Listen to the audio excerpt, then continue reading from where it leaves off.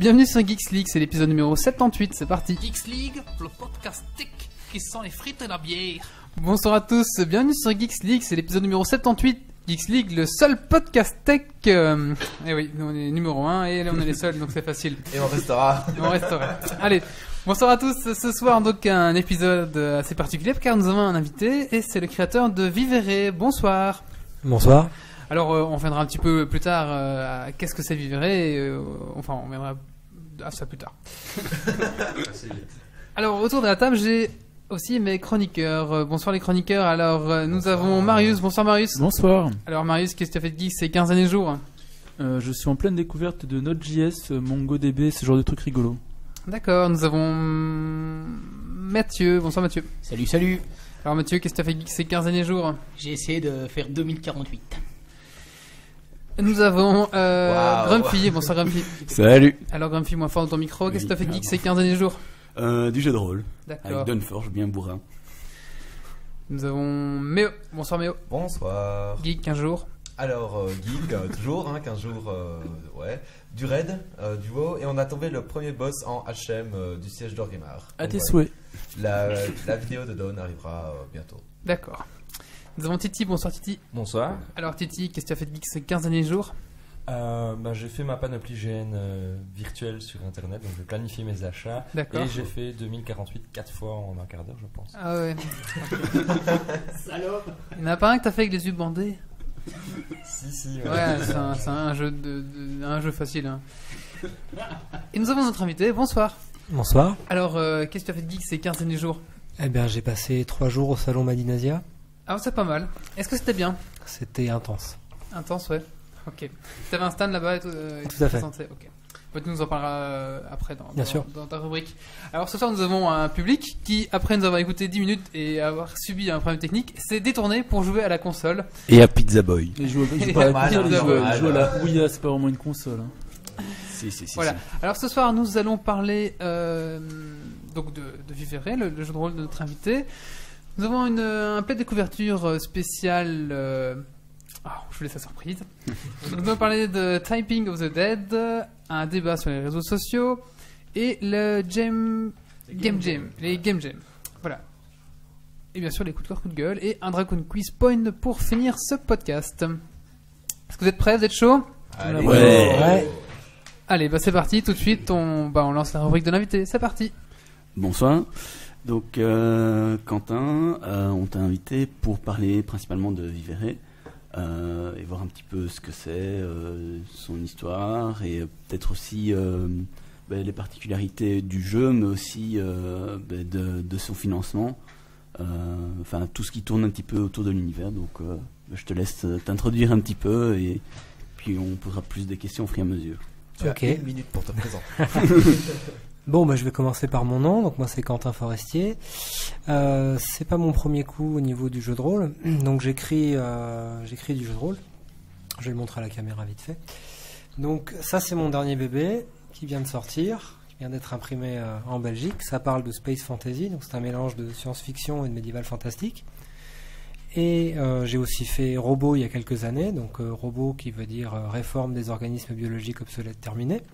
Ah ouais, d'accord. Voilà, donc c'était déjà bien barré. Donc moi, je me suis entre guillemets spécialisé dans les thèmes un peu tordus.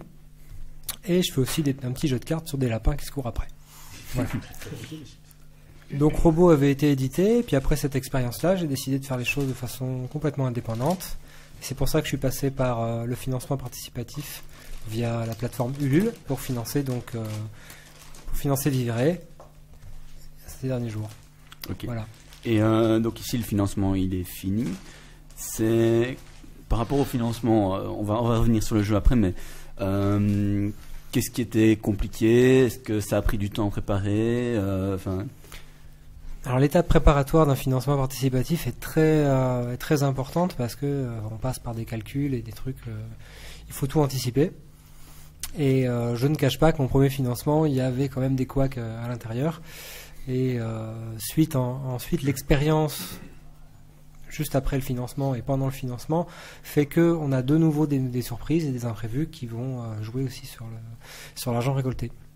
du genre, enfin Du des exemples. genre, l'exemple le plus flagrant et qui va expliquer pourquoi Vivere a eu 1 an et demi de retard sur sa sortie depuis le financement, c'était qu'un illustrateur m'a laissé tomber en plein chantier, donc m'a mis 6 mois de travail en retard. Ok. Voilà. Et dans ce crowdfunding, je veux dire, est-ce que tu as déjà ne pas merde, comment on dit. Est-ce que tu n'as pas reçu l'argent, je veux dire, qui était promis, les promesses de dons, est-ce que tu les as toujours reçues? C'est pas une promesse en fait. Sur Ulule, quand tu fais un don, tu fais un don en fait. Donc ton don est débité directement sur ta carte bleue, si je me trompe pas. Mais oui, les personnes payent au moment où elles font le don. En fait. Ah ouais, Donc d'accord. si C'est c'est pas, pas si stocké, le, et si- puis- non, si Non, le d'accord. Ulule est pas, ah si en fait c'est stocké chez Ulule du coup après forcément. Ouais.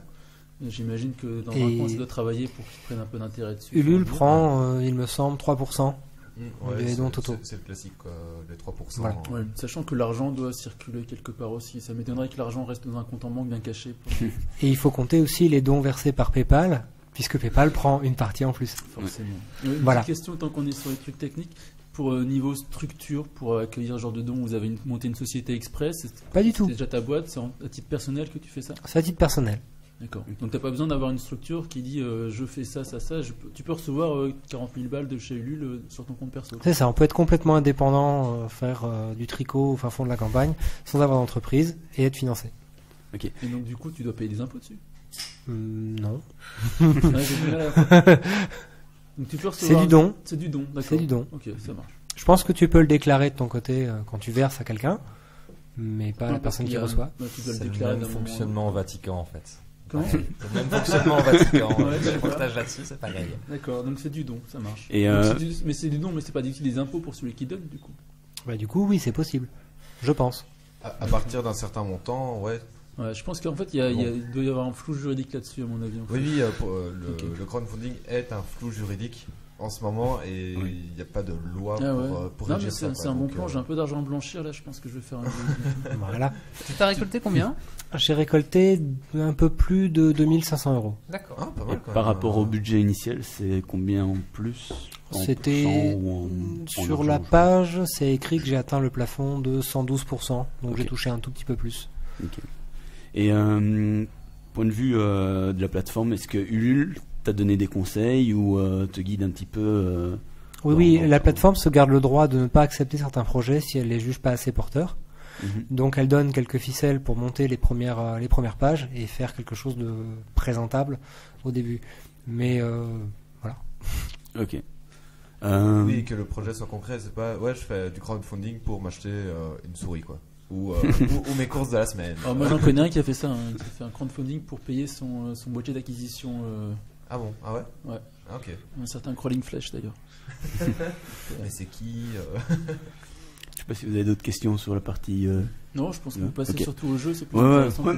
Ah, moi je trouvais que c'était intéressant parce que on a déjà reçu des invités qui préparaient la phase financement et donc justement d'avoir quelqu'un qui l'a fini, c'est intéressant aussi. Moi je trouve ça assez intéressant, parce qu'on a déjà parlé une fois, enfin plusieurs fois du crowdfunding, mais là c'est quelqu'un qui a fait l'expérience et qui parle des aléas de... Et je vais la refaire.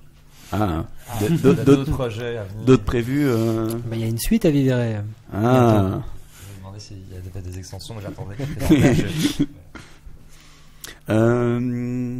je sais plus ce que je voulais dire. Ah oui, ben, donc à propos du jeu, donc c'est du space fantasy, mais quand on parle de space fantasy, en général, on pense technologie, etc. Personnellement, j'ai toujours du mal avec les jeux de rôle technologiques, parce que j'ai toujours du mal à plonger, à imaginer comment réagir à certaines situations. J'ai déjà joué du Shadowrun, du Cyberpunk et d'autres futuristes, et parfois je trouve ça c'est pas nécessairement le plus simple pour entrer dedans. Alors je ne sais pas si enfin si je sais, mais dans Vivere, il y a des spécificités par rapport à la technologie justement. Alors Vivere, ce qui est complexe à appréhender, c'est l'aspect qu'on n'est pas dans le futur et qu'on n'est pas dans le passé non plus. C'est-à-dire peut-être dans le présent.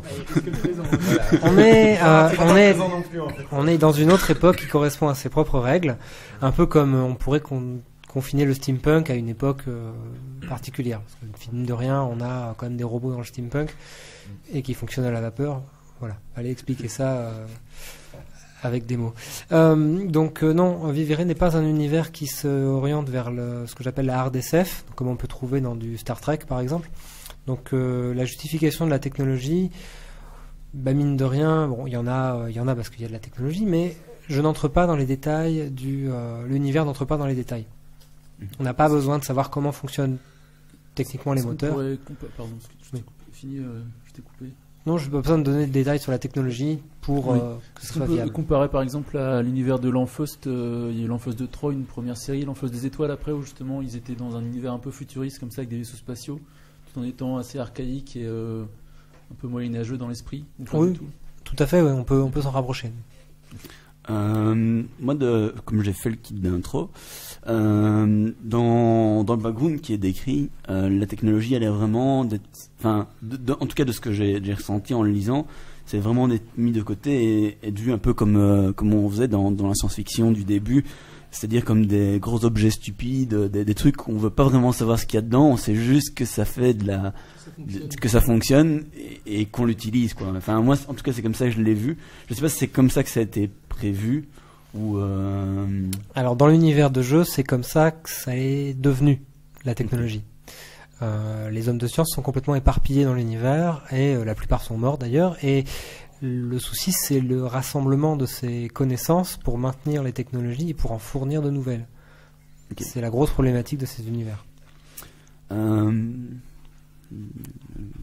suis perdu dans mes questions. Des cerveaux, en fait, en gros, d'après ce que j'ai compris, c'est plus ou moins dans un contexte où les gens savent pas trop se servir de la technologie parce qu'il y a plus de scientifiques et donc ça, c'est un peu de la science-fiction, mais genre, c'est magique pour eux, en gros.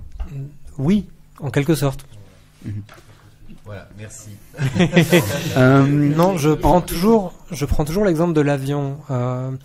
On peut écraser un avion sur une île déserte.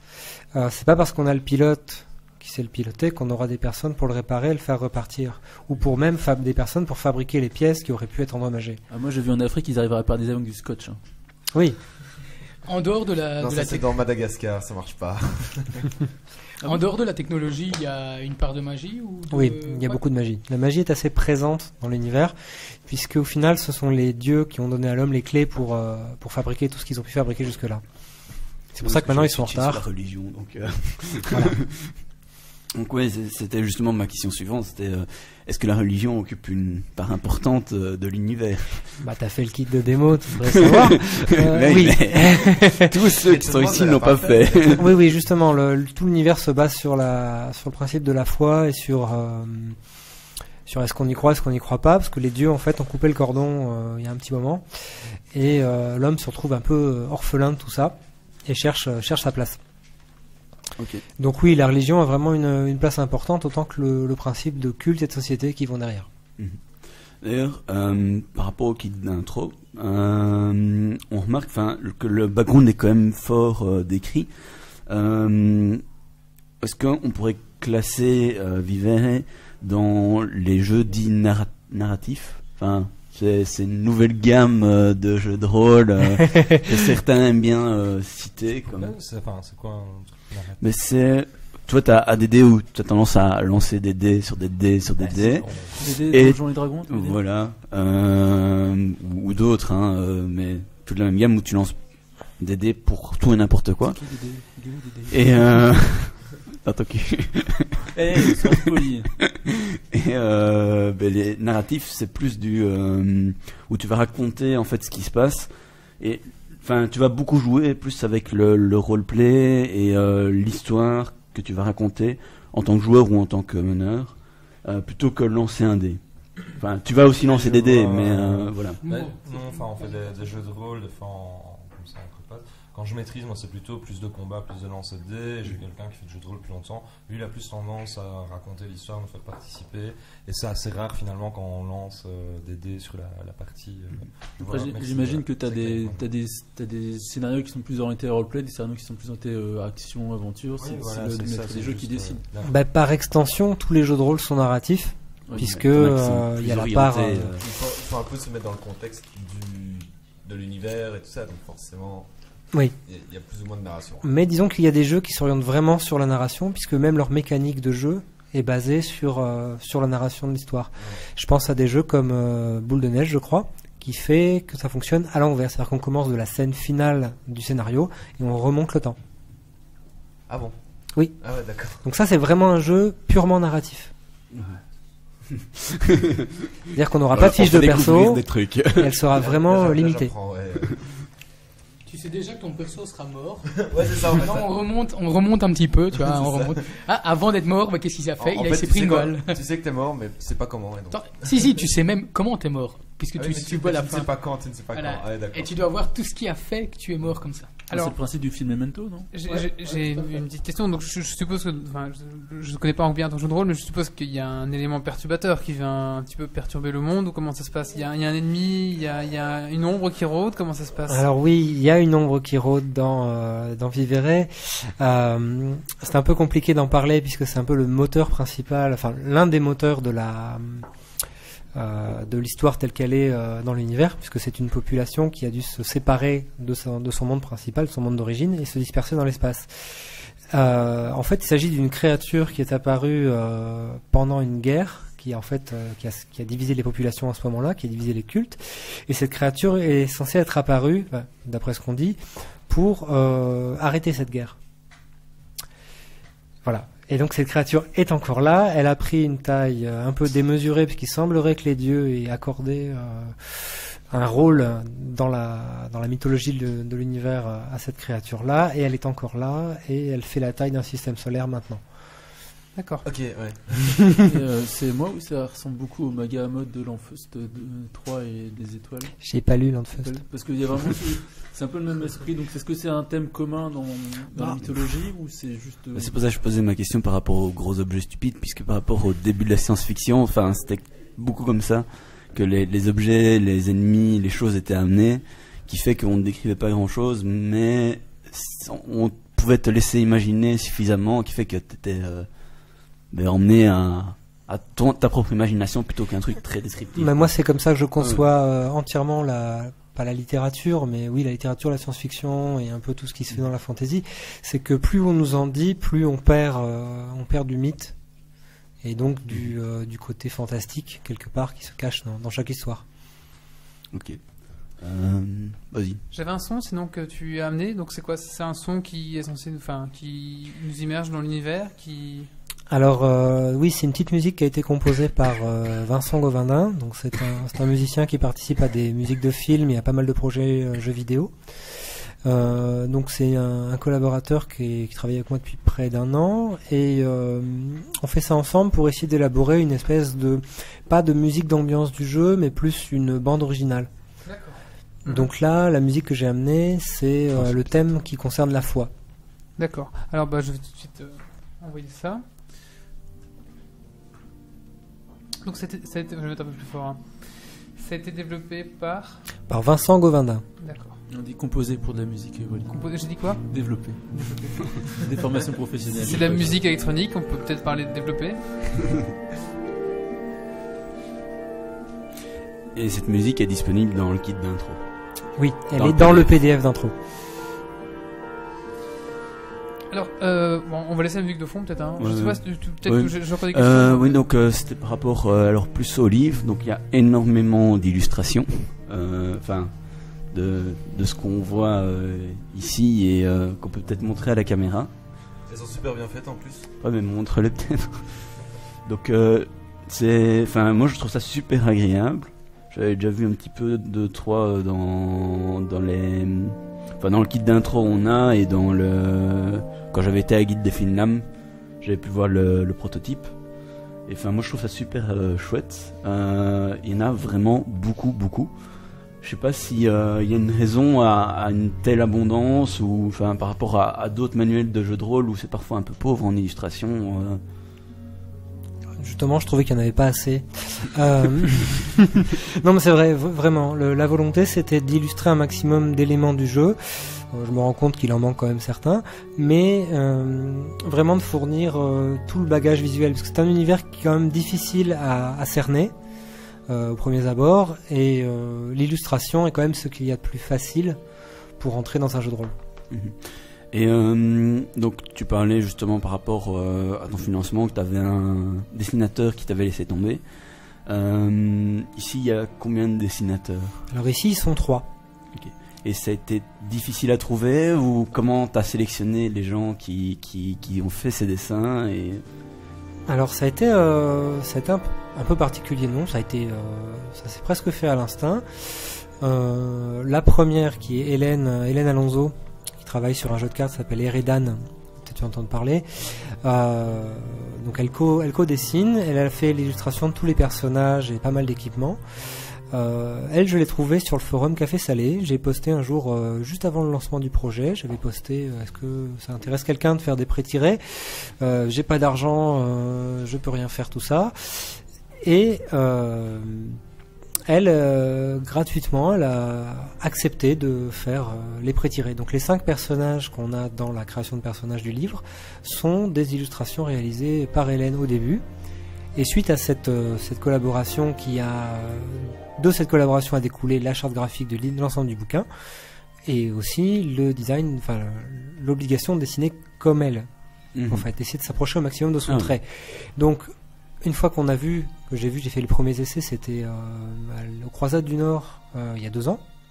Oui, quand même. J'ai vu le public qui flashait vraiment sur les illustrations, parce que sans illustration on n'est rien, on n'existe pas dans le jeu de rôle, quasiment pas. Et avec ces illustrations, les gens ont commencé à se pencher sur le projet, à s'intéresser. Et donc je me suis dit, tiens, Hélène, est-ce que ça t'intéresse d'en faire d'autres? Là par contre je vais te donner des sous. Donc ça s'est fait comme ça. Et puis ensuite pour Guillaume qui a fait les monstres et les avatars qu'on trouve dans le bouquin toujours, lui c'était un peu spécial, c'était via Twitter. Un de mes tweetos m'a dit hey, j'ai mon coloc qui fait des dessins. Le colloque, hein, encore. Et voilà, et toujours donc les colocs. je l'ai mis à l'essai, je lui ai demandé tiens fais-moi un dieu hydre ou un dieu phénix. Et il m'a fait quelques trucs et mine de rien, et il a une petite touche assez cartoonesque que j'apprécie assez, qui a fait que cette sensibilité-là a bien fait ressortir les avatars. Et la dernière, qui est Laura Bevon, qui a travaillé sur un autre jeu de rôle qui a beaucoup plus de renommée que le mien, qui s'appelle Mournblade. Mournblade qui est tiré d'un des univers de Moorcook. Donc un copain à Elric et l'autre, j'ai oublié le nom. Et donc il avait illustré celui-là et qui a accepté de me faire quelques paysages et les vaisseaux, donc les barges d'Exode qu'on voit sur la bannière et qui me servent de logo aussi de temps en temps, donc qui sont dans le truc. Elle a aussi dessiné le fléau, donc la fameuse bestiole dont on parlait il y a 5 minutes. Donc elle a fait une part des dessins. Et voilà, donc ces 3-là se sont mis d'accord pour essayer de se rapprocher au plus qu'ils pouvaient du style d'Hélène, et ça a donné tout ça. Et donc, t'as une question? Non, vas-y, continue. Donc, en gros, vous êtes toi scénario, 3 illustrateurs. Alors je suis au scénario, à la mise en page et au système de règles. C'est ce que j'allais dire. La mise en page, c'est quelqu'un aussi, du coup, c'est ça? Voilà. Ouais. Et donc, pour en revenir au Ulule, 2500 € récoltés, tu payes pas tout le monde avec ça en fait? Non, je paye une partie de la production, Ouais. et je ne l'ai absolument pas caché à mes illustrateurs dès le début. Okay. Le jeu de rôle n'est pas un univers, le jeu de rôle indépendant n'est pas un univers où on va gagner de l'argent, et c'est bien parce qu'ils ont accepté de collaborer au projet de cette manière-là. Voilà. qu'on a réussi à se mettre d'accord. Mais attention, je n'ai pas du tout influencé leurs tarifs. Non, oui, c'est ce que j'allais dire. C'est on a passion, vraiment, j'imagine, parce qu'ils savaient très bien que. Voilà, ils étaient au courant, ils ont accepté, et j'en suis content. Non, oui, c'est ce que j'étais en train de me dire. Payer 3 illustrateurs, vu le boulot de fou qu'il y a déjà, 2500 €, tu ne les payes pas des. Enfin, non, je sais très bien que pour certaines illustrations, j'aurais dû payer beaucoup plus. Et ça, je les remercie vraiment pour ça. Oui, c'est vraiment un boulot de passionné, quoi. Moi, j'avais une question parce que t'as quand même créé un monde. Oui. D'où vient l'inspiration de ce monde? D'où est-ce que tu vas chercher ça? Tu veux l'inspiration d'origine ou un truc en général Non, en général, je sais pas. La drogue. Parce que oui, je sais pas. Prends du LSD, l'alcool. Je sais pas, oui, parce que bon, c'est une époque où je me droguais. Ouais, voilà. Je prenais beaucoup de médicaments et je voyais pas le monde comme je le vois aujourd'hui. Ah, mais moi non plus. Maris, nous avons engagé Maris parce que il sortira de très bons scénarios. D'où m'est venue l'idée Bon, c'est vrai que c'était une époque où je faisais pas mal de wargame, où j'étais pas mal dans le manga aussi à cette époque. J'avais commencé le jeu de rôle avec Warhammer, je jouais à Confrontation, enfin voilà, un gros geek, quoi, comme on dit. Et j'avais eu l'idée donc de sortir un peu de tout ça et de faire mon propre univers. J'avais même adapté StarCraft 1 en jeu de rôle. Ça pique un peu. Hein. Ça n'existe pas encore. C'est sur demande en PDF, mais faut pas avoir peur d'avoir les yeux qui saignent. Pas de problème, je te ferai une demande. Voilà. Voilà, donc les auditeurs, vous savez ce qu'il vous reste à faire.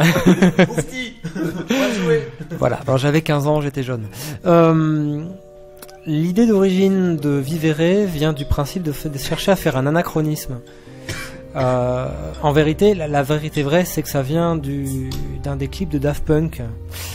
Une scène m'avait beaucoup marqué, c'est quand, je crois que c'est Aérodynamique, la chanson, donc l'album Discovery. À un moment donné, on est sur une planète dans l'espace et il y a une course-poursuite et un des poursuivants sort un arc.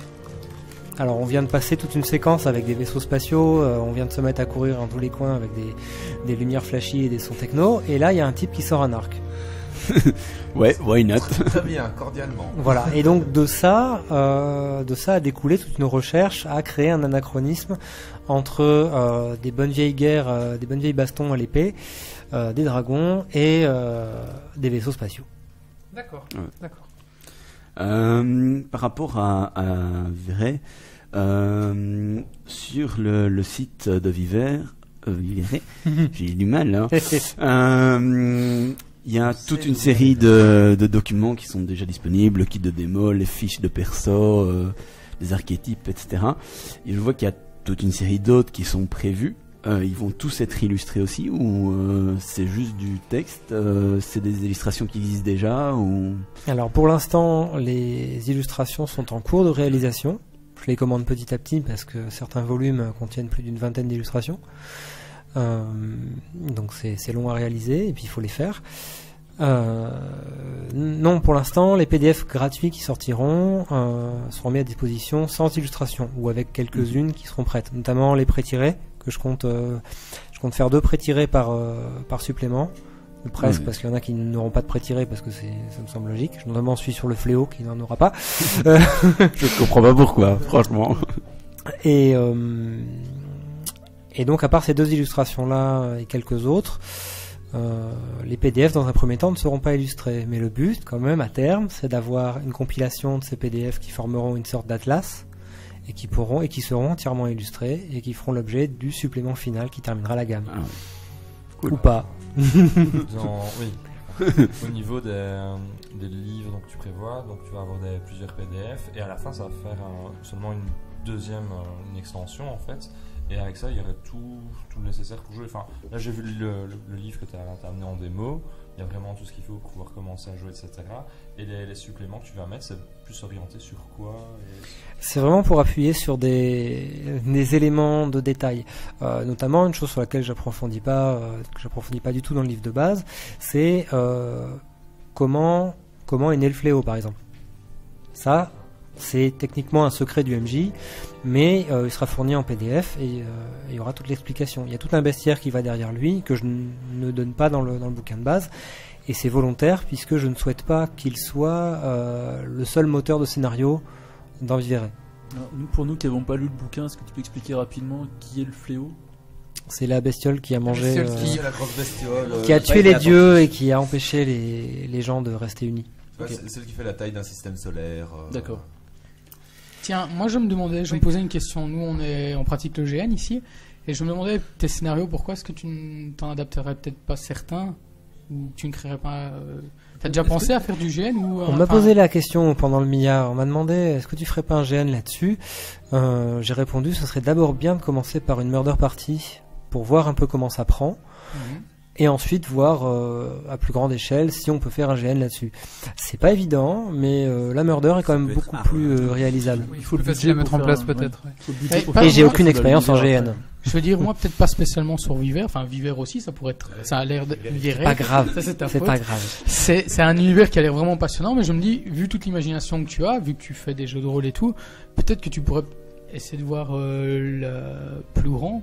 Et comme ça, tu ferais carrément participer les gens à l'histoire, carrément, quoi, tu vois. Surtout qu'à la Guilde des Finlam, il y en a certains qui participent à des GN, beaucoup même, certains qui sont scénaristes en chef de certains GN, donc il y a du potentiel en allant grappiller par là-bas. J'irai creuser par là.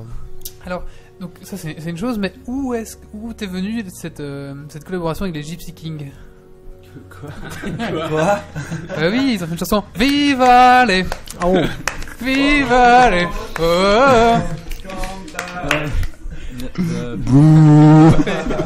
Ok. Allez, je vais vous laisser une... Ok, je reprends les rênes.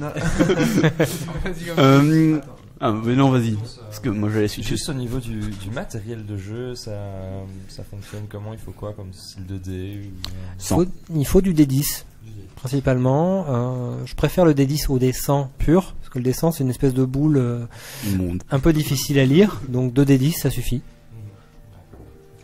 Je sais pas si vous avez encore des questions, parce que moi je comptais passer sur d'autres choses que Vivere, mais... Ah oui, non, j'avais encore une question, moi. Si on va acheter le bouquin, combien ça coûte? Alors le livre de base est à 25 € en format papier. Bon, On achète tout. Sans les frais de port évidemment. On l'achète tout. Alors en ce moment je suis en train de contacter les boutiques, et les boutiques me contactent aussi pour en avoir, donc on est en train de se mettre en circuit, parce que le bouquin est tout frais, hein. Ça fait 22 semaines qu'il est imprimé. Donc le réseau de boutiques se met en place, donc il y en aura très certainement sur Liège, il y en a en Belgique, il y a Philibert qui attend ses exemplaires, donc ça c'est à Strasbourg, mais qui a un réseau avec un site internet pour le commander aussi. Donc sinon c'est par mail, VPC à l'ancienne. D'accord, très bien. Et il y a aussi un format PDF à 8 €. Ok. Bon, je trouve que 25 € c'est pas volé, hein, pour avoir... Enfin, Oui. Pour du papier, Pour du tout ça, papier. Pour un livre de jeu de rôle, je trouve que c'est raisonnable. Surtout Ouais, comme il est carrément, illustré, quoi. Il est beau. Est-ce que tu comptes faire un écran LMJ? Ils font tous ça. Oui, l'écran du MJ est prévu pour... il y a une campagne de financement qui est en cours d'écriture et qui va voir le jour d'ici le mois prochain, D'accord. Cool. avec un scénario. Ouais, vas-y. De toute façon, il y en a d'autres. Hein. Au niveau du système de jeu, il est assez simple ou il est complexe? Alors, il y a 2 parties. Il y a une partie normale, je dirais le système de base, qui est un système pourcentage tel qu'on le connaît, avec quelques petits modules comme les combats et les blessures, qui permettent de faire quelque chose d'un peu plus réaliste, on va dire. Parce que moi, j'aime pas les jeux où on perd 3 points de vie et on court comme un lapin. Ça me dérange. Et la deuxième partie, évidemment, c'est la magie. Et la magie, ça demande une certaine connaissance, une certaine pratique. Donc le système, en fait, a été pensé pour créer ces sorts. Et donc évidemment, ça va satisfaire tous les joueurs qui aiment bien mettre les mains dans le cambouis et qui cherchent la petite bête. J'imagine que c'est comme tous les jeux de rôle au début, quand tu fais de la magie, t'es une grosse bouse et tu loupes tes boules de feu à chaque fois. Alors la magie, j'ai représenté ça. Je donne une comparaison avec.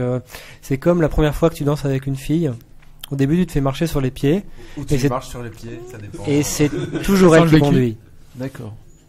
Donc t'es une grosse bouse qui sait pas réussir tes boules de feu. Voilà, puis à bout d'un moment, tu y arriveras, c'est sûr.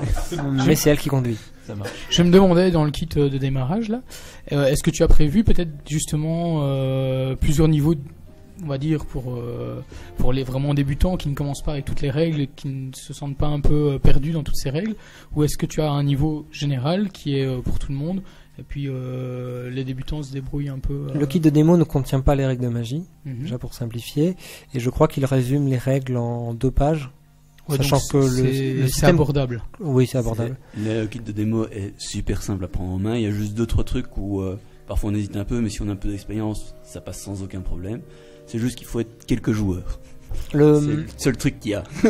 J'avoue, c'est un reproche qu'on m'a fait sur mon jeu, c'est que par exemple, je ne prends pas les joueurs débutants par la main pour lancer leur partie et pour jouer. Moi, j'ai décidé, et c'est volontaire, de ne plus écrire le fameux paragraphe en début de livre qui est « Qu'est-ce que le jeu de rôle ?» J'estime que quand on achète un livre de jeu de rôle, on sait un petit peu à quoi on s'attend. Et donc effectivement non, je ne fais pas d'initiation au jeu de rôle par l'intermédiaire du kit de démonstration, mais j'ai prévu d'écrire un scénario d'initiation au jeu de rôle dans l'univers de Vivere, et j'ai déjà fait jouer un groupe de jeunes filles entre 14 et 17 ans qui n'avaient jamais joué, et on s'est vraiment poilé. Et je veux dire, ça a été nickel. Enfin, de toute façon, comme tu dis, les règles sont fortement abordables, en tout cas. Voilà. au début, quoi. Tu lances 2 dés, faut faire petit. Donc voilà, on est d'accord. Alors, moi j'ai une question, c'est il faut être combien en moyenne pour s'amuser parce que Grumpy a dit qu'ils étaient 2, bon. Mais non, peut-être pour le pas kit assez. d'intro, normalement, je crois que c'est 4 ou 5 joueurs et on était 2. Bon, j'ai déjà un petit peu adapté, mais On jouait 4 personnages chacun. non. Vous êtes un peu Cotorep adapté, c'est ça?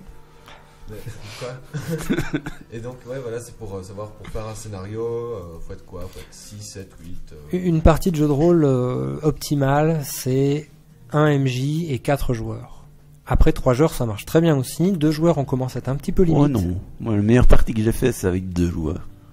Je l'ai torturé. C'est vrai. C'était vraiment le pied. J'ai déjà fait des parties avec un seul joueur et un MJ. On est en tête à tête. Ouais. C'est spécial. Après des parties, après il existe des tailles de parties un peu différentes. On peut monter jusqu'à 6 joueurs avec un MJ, on peut monter à plus pour les Un motiver. MJ, moi j'ai déjà fait 12 joueurs. Bon, c'est pas moi qui menais, mais. Et après, il y a ce qu'on appelle les multitables, avec 2 MJ, 2 tables, 2 groupes de joueurs et un seul scénario. Ah Et les ils deux avancent équipes se rencontrent. Dans le donjon, rentrer par l'est, Voilà. l'autre par l'ouest, tout ça.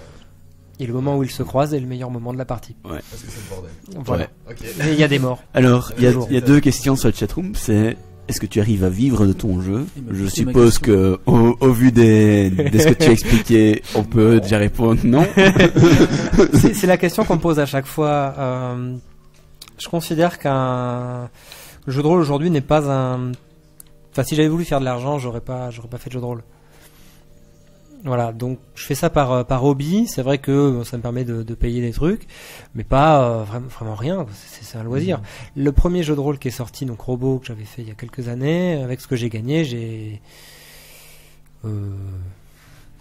que je dis, j'ai payé la bouteille. Voilà, j'ai payé la bouteille pour fêter l'événement. Voilà, j'ai pas gagné grand chose, mais voilà. T'es pas à perte en général sur tes jeux de rôle, c'est beaucoup de temps et de passion, mais tu te mets pas en déficit à cause de ça au final. Si on devait compter les heures que j'ai passées dessus et en temps de travail, etc., si on devait le facturer, je suis à perte. Oui, mais t'as Voilà. pas investi de l'argent personnellement et t'es pas à moins 1000 euros sur ton compte. Non, non. C'est comme nous pour Geeks League, quoi. C'est ça. Ouais.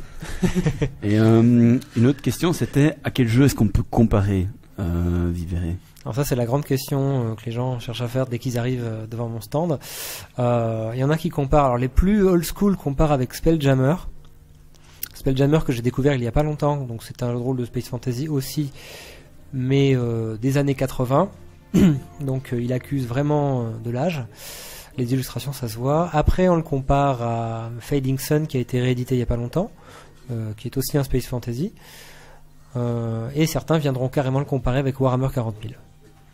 Ok. Pour ma part, on est très très loin de tout ça puisque mon univers est optimiste. Oui, c'est ce que j'allais dire. Enfin, je Voilà. comparerai pas Ah, vraiment. il y a une excellente question sur la chatroom, c'est ils aimeraient bien savoir ce qui t'a poussé à faire le jeu et qu'est-ce que tu cherchais à intégrer que tu n'avais pas trouvé dans les autres jeux. Excellente On va te laisser question. 10 minutes. Non, sur la couverture. On va passer à la question suivante. Ouais. Chatroom très intéressante aujourd'hui. Waouh, dur comme question. On l'avait jamais posée celle-là. Bah, c'est Massi Oda qui te pose cette question. Salopard. C'est son concurrent.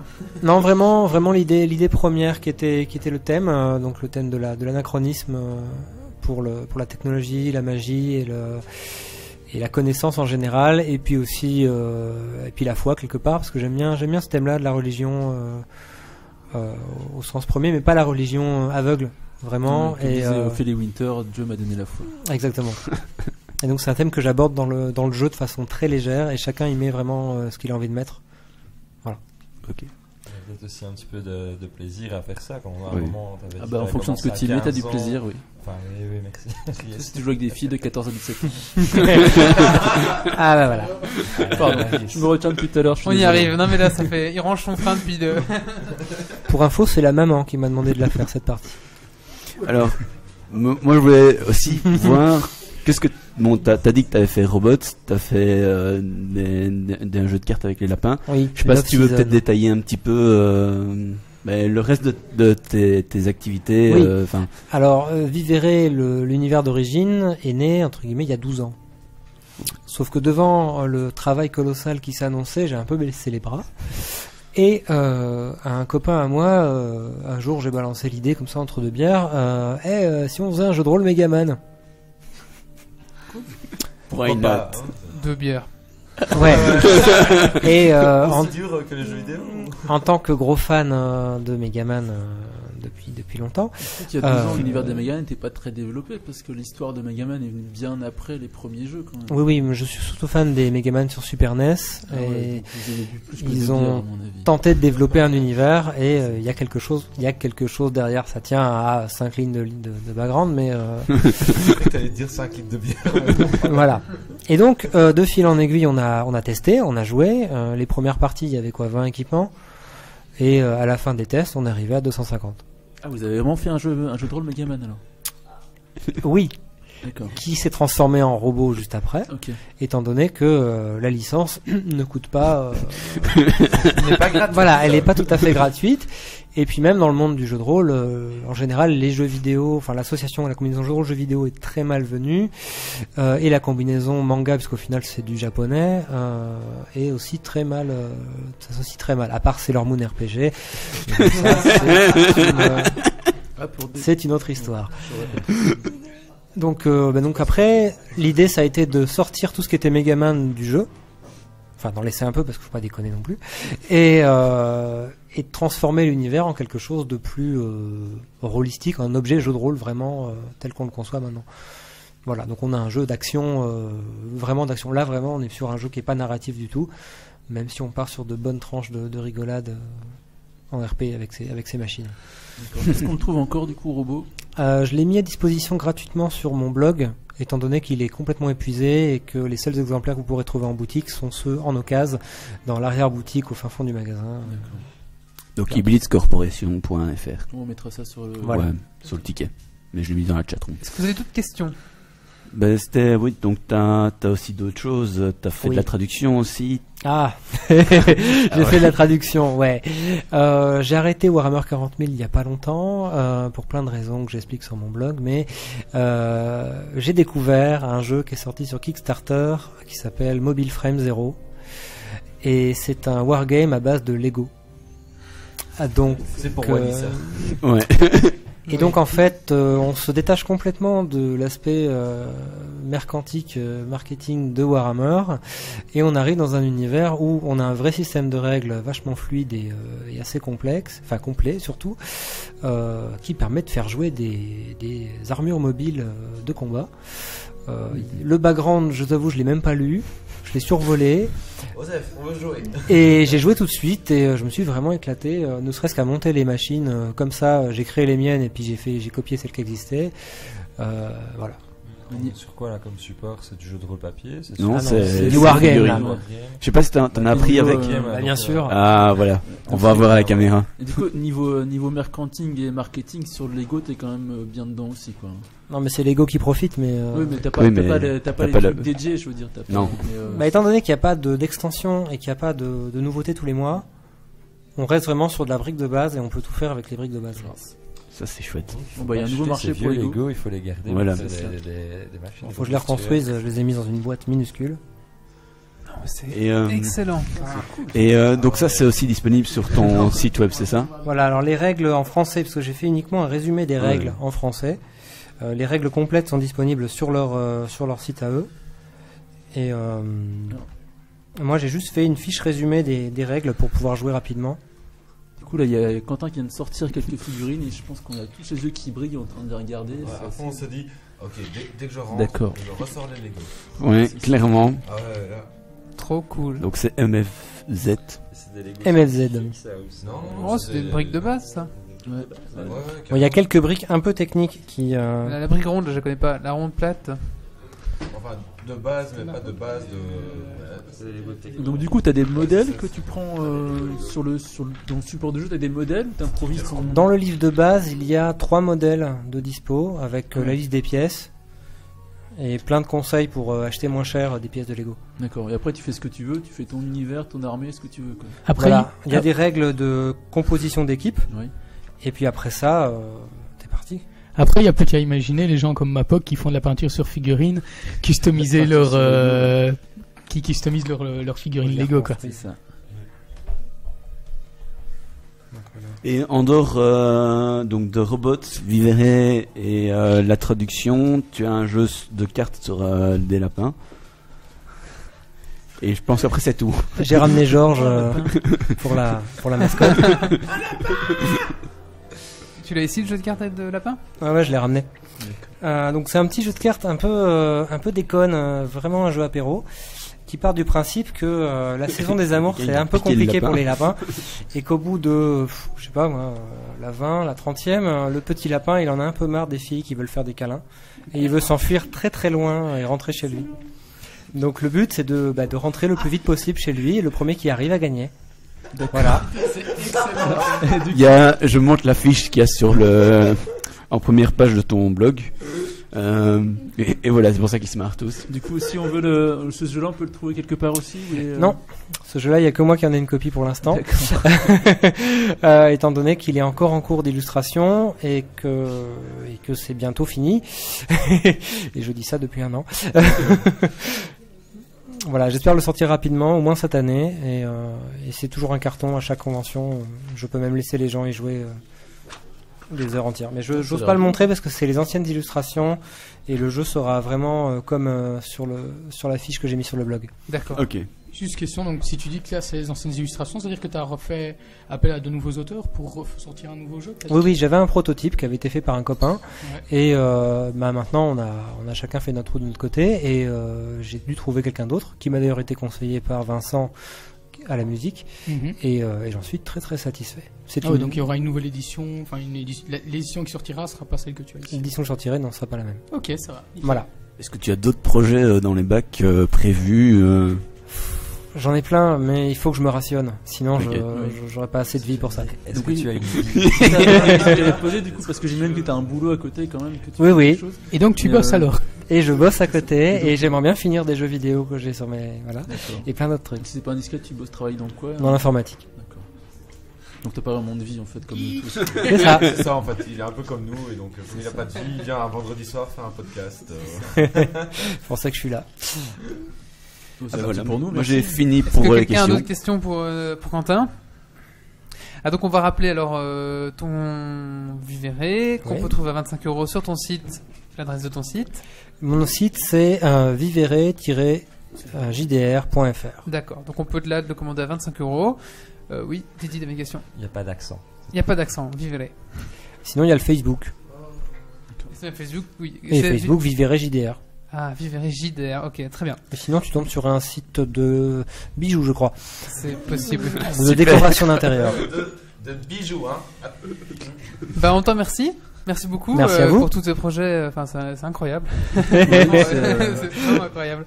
Merci beaucoup. J'ai bien fait de l'inviter, hein. Tout à fait. Tu vas rester avec nous jusqu'à la fin du podcast? Et bien sûr. Allez, bah c'est parti. Est-ce qu'on peut dire aussi qu'on aura du coup un bouquin à faire gagner Oui, c'est ça oui, du coup, Quentin est venu il est venu avec sa petite valise, et dans sa valise, il nous laisse un exemplaire de Vivere qu'on vous fera gagner dans le billet de ce podcast. Voilà. Et des Ce sera PDF sur le Geeks League. Et est-ce que je sais pas si on a des PDF? Tu peux. On verra. Donc ça, il y aura des bouquins Il y Vivere aura à des gagner. lois à gagner. Tout à fait, tout à fait. On va maintenant passer à la suite, et c'est le coup de cœur, coup de gueule de Marius. Coup de gueule.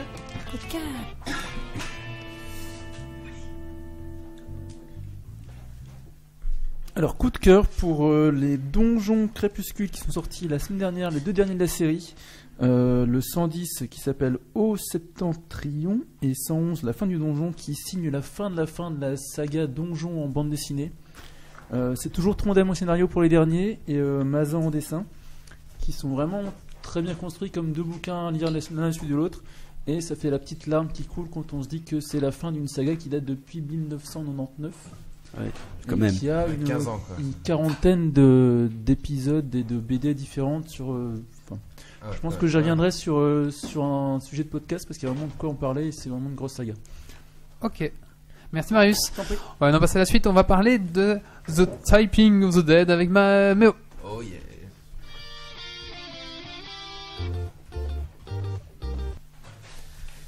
pourquoi dès que je commence ma chronique, tout le monde se barre à C'est chaque ça. fois. Ouais, c'est vrai.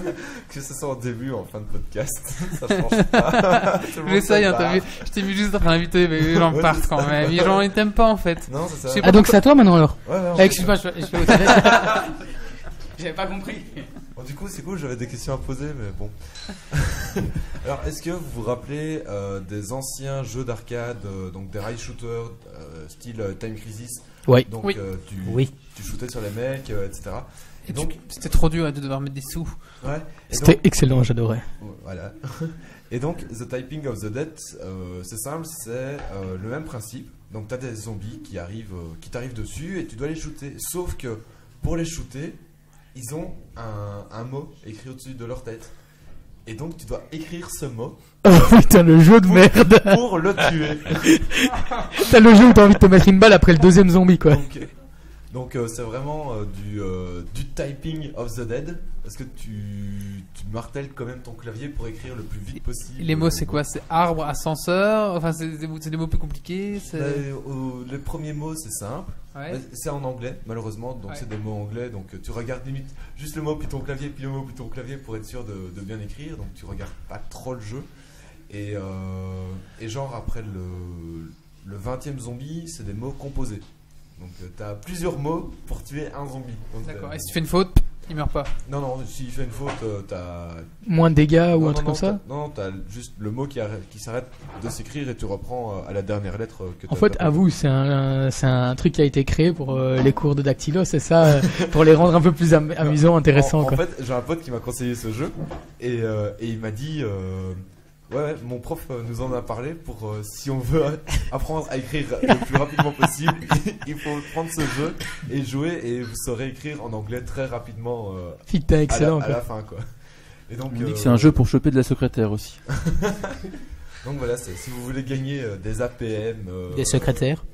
et des secrétaires si vous voulez, mais donc voilà, allez-y. Il coûte, j'ai vu 17 € sur Steam, donc un peu cher. J'ai vu qu'il y avait que 4-5 niveaux, mais en mode, il y a moyen de faire un mode difficile. Et à mon avis, le mode difficile, c'est bien ardu. Peut-être que les mots sont plus longs et les zombies arrivent plus vite, etc. Bon, petit point noir, c'est on peut pas mettre de dictionnaire français, donc tous les mots sont en anglais. Est-ce qu'il y a du multi? On demande sur le chat. Non.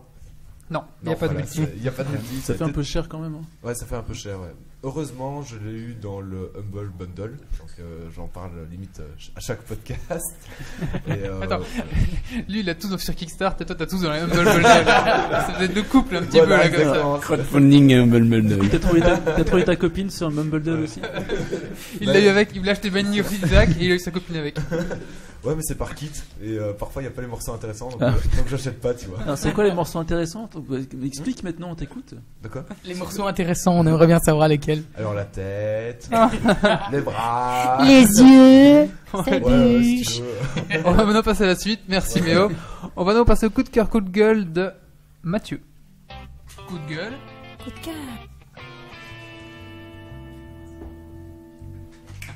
Donc voilà, moi aujourd'hui je vais vous parler d'un comics qui s'appelle Darkness. C'est un comics qui m'a beaucoup plu. Contrairement un peu à tous les comics où on voit des héros comme Superman, comme Spider-Man, comme enfin tous ces gentils héros.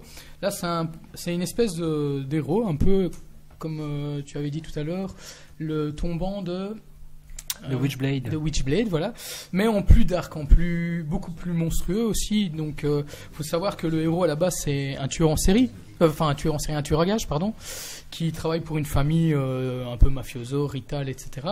Et en fait, lui, un peu à la Witchblade, il va tomber aussi sur à un certain âge pour son anniversaire, il va obtenir ses pouvoirs qui se transmettent en fait de père en fils.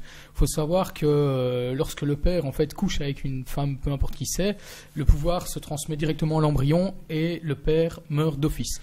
Donc C'est pour glauque, hein, c'est cool. Hein. c'est assez glauque. Il faut savoir que la plupart des démons qu'il invoque, c'est des petits démons un peu space, comme c'est un peu des gremlins, comme c'est un peu un petit mélange entre des gargouilles, des gremlins, etc. Et ils sont assez crus, assez pour le viol, ils sont assez dark. Et au fur et à mesure de l'histoire, en fait, on va évoluer avec ce Don Juan italien qui est le porte-flingue en fait d'un des parrains, qui a l'habitude de niquer un peu tout ce qui bouge et qui va se retrouver en fait à ne plus pouvoir faire ce qu'il faisait d'habitude et qui va commencer à utiliser ses pouvoirs pour d'autres choses en fait. Mais qui restera malgré tout, enfin c'est pas un super héros quoi, c'est un héros mais à sa manière quoi. Plutôt un super vilain ou Oui et non en fait, faut Super vilaine. ça tourne quand même autour de l'histoire. Enfin au début ça tourne quand même autour de la famille dans laquelle il fait partie. Mais très vite en fait on se rend compte que l'histoire va tourner autour de l'espèce d'entité qu'il a en lui. Et là bah, évidemment il y a des ennemis qui vont apparaître comme des espèces d'angélus comme ça, c'est des espèces d'anges qui sont censés représenter la lumière et qui sont censés éradiquer quoi. Qu'est-ce qu'il y a ? Faut pas oublier la capote. Ouais, enfin dans le jeu, les espèces de créatures avec qui il est, lui propose en fait la sodomie plutôt comme ça, ça évite de mettre enceinte la femme et de crever par pas les maladies. Et en plus, ouais. Et alors, Bon, donc il est un moi, peu immunisé j'ai contre tout une ça. question par rapport parce que j'ai fait le jeu Darkness Ouais. et je me demande est-ce que l'univers du jeu vidéo, je sais pas si tu l'as fait, est respecté comparé au comic. J'ai pas fait le jeu vidéo. D'accord, ok. Enfin, je connais, mais je ne sais pas du tout. Ok, très bien. Pas de souci. C'est aussi le héros aussi fait partie. Enfin, un tueur. À voir les illustrations, c'est le même héros. Ah bah alors ouais, il y a des chances que ça soit assez proche. Ok, très bien.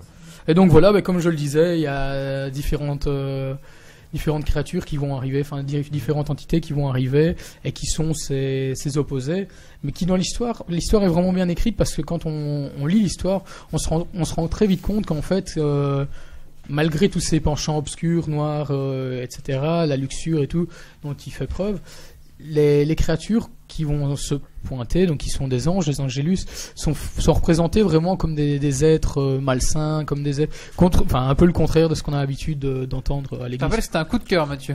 C'est un coup de cœur. Voilà, donc voilà, je vous le conseille. Coup de cœur, c'est plus long que ma chronique. C'est une rubrique en fait.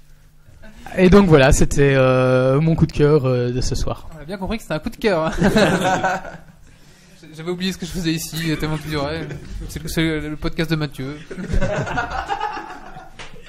Allez, on est parti maintenant sur le débat de cette semaine.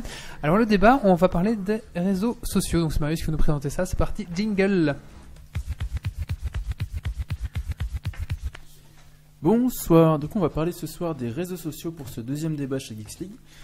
Les réseaux sociaux, dont on a connu, nous autour de la table, pour la plupart la jeunesse de ces réseaux, de MSN à MySpace en passant par IRC, Caramel, Parano, toujours ICQ, etc. Qui existe toujours, hein, au Bing, passage. qui sont toujours là. Hein. T'es toujours sur Parano, toi ? Toujours sur Parano. T'arrives toujours à choper sur Parano ? Toujours. D'accord. Bref, Attends, on peut choper sur Parano ? Moi, j'ai jamais dit ça. Bah écoute, la dernière fois que je t'ai invité, tu t'es effacé quelques jours après. Mais non, Donc, j'ai récupéré mon ancien compte. est-ce que je peux continuer Ah, ok. mon débat Non, mais je confirme, on peut choper sur On a dit, c'est Parano. pas le débat. Désolé. C'est pas le podcast à Mathieu. Je mets une ce soir. claque. Attendez, parce que là, il y a un truc quand même. Comment on fait pour choper sur Parano ? mais c'est Chronique le- de la c'est semaine le prochaine but, pour non. le Parce podcast que ce sera le prochain. Voilà. Le prochain Bah, je rubrique de propose Mathieu. une rubrique, voilà.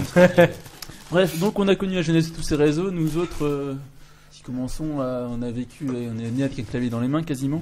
Donc Facebook, Twitter, Snapchat, Pinterest, Foursquare, WhatsApp, j'en passe, c'est des meilleurs. Instagram. Est-ce qu'aujourd'hui il y a trop de réseaux sociaux ?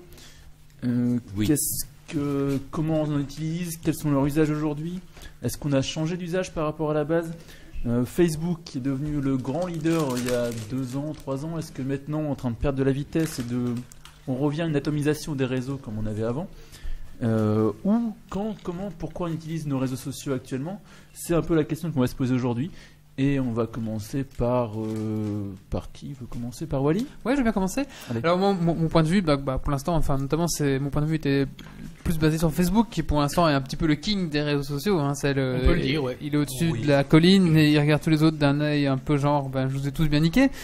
Genre, lol, continue. Mais j'ai envie de dire à Facebook qu'il fasse gaffe parce que comme MySpace à un moment était aussi pas mal utilisé, bon, je dis pas qu'il y avait autant d'utilisateurs que Facebook pour l'instant, mais il peut arriver un jour que Qu'il se fasse détrôner. qu'il y ait non, un autre qu'un autre arrive qui soit, Ouais, je te plus sois. qui soit beaucoup plus utilisé, beaucoup plus pratique, beaucoup plus, qu'il y a d'autres fonctionnalités, de nouvelles fonctionnalités, et que ça détrône par exemple le Facebook. Alors on va dire l'avantage de Facebook qu'il a pour l'instant, c'est qu'il a, je sais plus combien de nombre d'utilisateurs. Il a plus d'1 milliard, je pense. Il a atteint le milliard, donc ce qui fait que bon, il a quand même cet avantage, c'est qu'il y a 1 milliard de personnes dessus, quoi. Donc du il y coup a tu une- dis, une même personne si sur l'autre, 100. voilà, même si l'autre est beaucoup mieux au niveau, fonctionnalité, t'as quand même t'as 1 milliard de personnes faut sur qu'il ce creuse, truc-là, quoi. donc il faudrait déménager. Donc ça me semble assez, voilà. Donc la force de Facebook, c'est le monde, par exemple, hein, mais sa faiblesse, c'est justement que, bah voilà, maintenant, c'est le leader en fait. Il est bourré comme fille. Je sais pas s'il a pris. Non, c'est parce que c'est des chats. Il a bu de Principalement coca. des chats sur Facebook, donc. Bah non, il n'y a pas de On voit chat. des chats sur Mais Facebook. non, Si, ça des dépend de tes amis, ça. Non, c'est des amis qui mettent des C'est chats. des amis Moi, qui mettent des perso, chats. Donc je pense que moi, Facebook doit se méfier, mais après, pour l'instant, en tout cas, cette année et l'année prochaine, je pense qu'ils Ils sont déjà en perte de vitesse, hein. Chez les adolescents et compagnie, ils ont été remplacés par Twitter. Voilà. Oui, et Ask machin. Ask, WhatsApp, enfin Ouais, mais ils ont- Ask, c'est encore un autre système qui est Snapchat, plus, Foursquare, machin chose. Voilà. Alors que, mais par contre, au niveau tu poses des entreprise questions. et au niveau, personnes de plus de 25 ans, ils sont toujours maîtres, quoi. Je veux dire, à ce niveau-là, voilà. Ah, c'est toujours un acteur majeur niveau marketing. Maintenant, ils sont là. T'es obligé d'avoir une page Facebook quand t'es sur.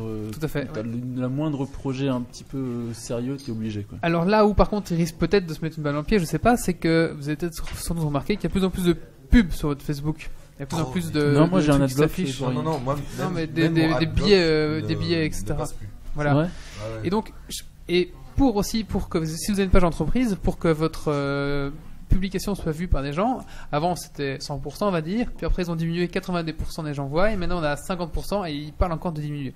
Et donc du coup, si vous voulez que 100% des gens voient votre publication, bah, il faut payer. Faut payer, ouais. Donc C'est vrai qu'on du a coup, vu l'impact sur la page d'Xleak, c'est passé, ouais, on était on est à 10% de visibilité maintenant, alors qu'on était à 80% il y a quelques temps. voilà, c'est ça. Du coup, Et les donc- chroniqueurs se retrouvent à faire. À partager les infos pour essayer de les faire voir plus. Moi, j'ai 15 amis sur mon Facebook, donc ça sert à rien si je partage. Donc cet aspect un peu mercantile des réseaux sociaux, ben, à un moment peut-être que ça peut détourner des gens. Mais après, d'un autre côté, si un service est gratuit, c'est souvent que c'est vous Oui, c'est qui êtes ça. la marchandise. En Quoi. même temps, c'est les seuls qui gagnent de l'argent actuellement avec le réseau social, qui ont réussi à faire un modèle économique à peu près viable pour le moment, quoi. Oui, c'est vrai que Twitter, ils y sont pas encore. Ouais. Alors, du coup, est-ce qu'on quelqu'un d'autre a un avis, par exemple Mathieu? Je pense que tu avais quelque chose à dire là-dessus. Moi, je me posais un peu la question de savoir vers quoi on pourrait évoluer, parce que bon, Facebook est en constante évolution, nous parfois en mal, parfois en bien, et je me posais la question de savoir un peu qu'est-ce qui pourrait remplacer Facebook, qu'est-ce qu'on pourrait trouver de plus dans les futurs réseaux sociaux. On quoi. avait énormément de choses avant, on avait tout. Facebook a tout centralisé, mais on avait tout avant, on avait des blogs, on avait des chatrooms, des MSN, des Skype, etc. C'est juste que l'usage a été centralisé en fait. Ouais, mais c'est justement ça je me demande, tu vois, parce que là on a tout, on a déjà tout sur un seul site qui nous permet vraiment de tout partager et tout. Et donc du coup je me demande un peu vers quoi on pourrait aller d'autre, parce que si tu splits de nouveau tu te retrouves avec plein de pages et Là, tout. c'est ce qui se passe actuellement, on en retrouve du microblogging sur Twitter, du Tumblr, du Skype, de Instagram, etc. quoi. On a un peu une tendance qui s'inverse, j'ai l'impression. Donc tu penses que Facebook se ferait détrôner par... Pas détrôner, il est en perte de vitesse et je pense que la centralisation, on l'a déjà vu plus d'une fois, c'est utile un petit moment. MySpace en a souffert aussi et puis on finira par maintenant, les gens ne s'attendent plus à avoir. Enfin, s'ils veulent un truc spécifique, ils vont aller sur le réseau social qui propose ce truc spécifiquement, quoi. Et plus trop sur. Jusqu'au prochain qui sur Facebook, deviendra le big boss et puis. Ouais, voilà, c'est ça. C'est vrai qu'ici un des malus, on va dire, de Facebook, c'est quand même justement de cette masse d'informations qu'on peut trouver et qui parfois, on va passer à côté de certaines choses qu'on aurait bien aimé voir, alors que, ça va être recouvert par d'autres informations qui ne sont pas spécialement intéressantes. Pour prendre moi je prends comme mon exemple, mon expérience et mon avis.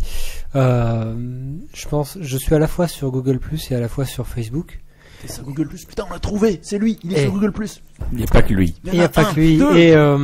Et je trouve que la sélection des thèmes et des contenus à regarder est quand même beaucoup plus facile à trier via Google+ que via Facebook. Sur Facebook, évidemment, on a nos amis, on a la famille, etc. Et on contrôle pas vraiment tout le contenu qui nous arrive dessus, et on est obligé de faire du tri manuellement, et on est quand même pollué. Alors Google+, bon, j'ai peut-être moins de personnes, c'est peut-être pour ça aussi que je reçois moins de parasites. Aussi, donc forcément, Voilà, je trouve qu'il y a un contenu plus sérieux sur Google+ que sur Facebook, puisque Facebook, on a tout qui arrive.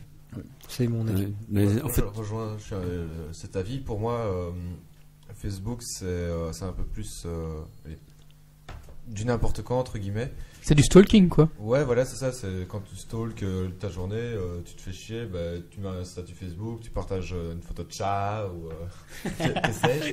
Et par exemple, je suis pas vraiment sur Google+, mais je suis beaucoup plus sur Twitter. Et pour moi, Twitter est plus sérieux. Après, ça dépend qui tu suis, ce que tu racontes. Ouais, sur voilà, Twitter c'est ça. aussi. C'est toujours qui tu suis, et dans Qui quel sont but tes tu les usages. suis, quoi. Si tu suis je sais pas moi, des actrices porno ou que Ouais. sais-je, ou des entreprises ou des chefs d'entreprise. ça sent le vécu. L'un n'empêche pas voilà, l'autre, quoi. tu sais. Oui, je sais, oui. il paraît. Moi, je ne suis que des chefs d'entreprise. Katsuni est une chef d'entreprise. mais moi, un truc Oui, je sais. qui me choque profondément sur Facebook, c'est qu'il n'y a aucun moteur de recherche. Enfin, je veux dire, tu as une information qui est postée, elle est perdue dans la masse, Non, et il y a c'est un moteur de impossible. recherche, il y a un tout- Google, Oui, il y a un truc extérieur. Mais Non, je ils veux ont dire, un moteur de recherche sur Facebook qui est très performant, tu peux me stalker les gens encore mieux dessus et tout, quoi. ah ben, Si, je sais plus comment il s'appelle, il est sorti l'an dernier. Et c'est, ouais, enfin, enfin, du coup, mais je suis le désolé, sujet mais du débat, quand, c'était quand les réseaux tu- sociaux en général. Oui, en train mais de quand- diaboliser Facebook. enfin, mais non, mais, Non, enfin- mais est-ce que d'autres usages. mais oui, mais Excuse-moi, finis, je te parle. Mais justement, enfin, moi, c'est un reproche que je fais à Facebook, c'est que tu as beaucoup d'informations, mais tu sais pas la trier, tu sais pas la filtrer, tu sais pas faire des recherches dessus. Et par rapport à ça, tu as Google+, où c'est principalement axé sur du filtrage et de la recherche, parce que tu as un moteur de recherche intégré dedans. Tu peux vraiment filtrer les infos qui te viennent, puisque c'est toi-même qui t'abonnes à des groupes qui s'appellent des cercles. Et là-dedans, il y a encore moyen de faire du tri. Enfin, il y a vraiment moyen d'aller très vite, et tu sais facilement lancer des débats, ce que tu n'as pas vraiment dans Facebook. Pour moi, Google+, tu as beaucoup plus d'interactivité, et je retrouve plus qu'il y avait sur des forums de discussion, par exemple. Sauf que c'est des forums de discussion où tu as tout le monde qui est là en même temps, et donc tu as des avis très intéressants. Par exemple, j'ai été posté dans un groupe dédié aux jeux de rôle, qu'on allait faire un truc sur Geeks League, mais tout de suite, il y a eu des gens qui ont discuté de Viveré. Oui, Alors, voilà, on dit c'est. sur la chatroom que quelqu'un a Facebook et Google+, et qui comprend rien du tout à Google+, que tout est linké avec tout et que tu comprends rien au final. Oui, mais ça demande un peu d'apprentissage, tandis que Facebook, c'est plus du gavage, un peu comme Je la te télé. garantis que Quoi. Facebook, si tu prends le temps de configurer correctement tes groupes et tes machins, tu peux aussi avoir un truc utilisable en fait. Oui, mais. Et, Mais c'est parce que pour, t'as pas envie, je comprends bien, moi non plus j'ai pas Mm. envie. Et pour la fonction de recherche, donc Pocket Vince nous dit dans la chatroom que c'est pas encore arrivé en Belgique et qu'il faut passer sur le Facebook US. Oui, Donc, et ça pour s'appelle la- Social Graph, un truc comme ça. si Ouais, je me c'est ça, souviens c'est bien. grave.